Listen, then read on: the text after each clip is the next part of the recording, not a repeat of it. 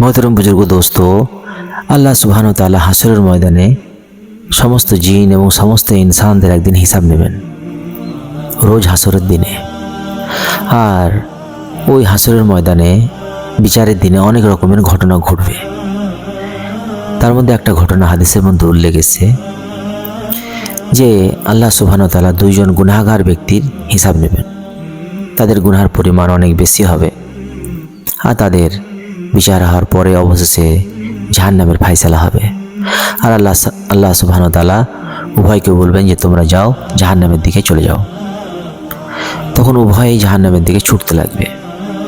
একজন ব্যক্তি কোনো দিকে না তাকিয়ে সোজা জাহান্নামের দিকে দ্রুত গতিতে ছুটবে, আর একজন ব্যক্তিও ছুটবে, কিন্তু মাঝে মাঝে একবার করে পেছন ফিরে আল্লাহর দিকে তাকাবে, পেছন ফিরে একবার করে আল্লাহর দিকে তাকাবে।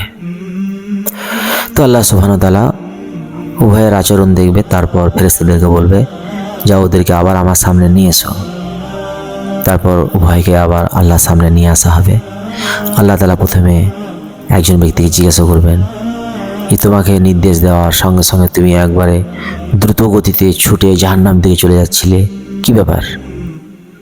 তো সে আল্লাহ সুবহানাহু ওয়া তাআলাকে উত্তর দেবে যে আল্লাহ, দুনিয়াতে তো আপনার একটা হুকুম আমি মানিনি, অন্তত হাসরের ময়দানে আপনি আমাকে একটা হুকুম দিয়েছেন, অন্তত আমি এটাকে তো ঠিকমতো পুরা করি, এই জন্য আমি দ্রুত গতিতে জাহান্নামের দিকে ছুটতে লেগেছিলাম।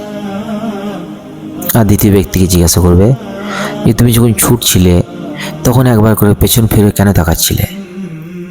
তখন ওই ব্যক্তি উত্তর দেবে যে আল্লাহ, আমি ছুটছিলাম আর পেছন দিকে একবার করে তাকাচ্ছিলাম এই জন্য যে আমি দুনিয়াতে এটা শুনেছিলাম যে আপনি অনেক দয়ালু, আপনি রহমান, আপনি রহিম, আপনি গফুর, আপনি গফফার, আপনি অনেক মেহেরবান করনেওয়ালা।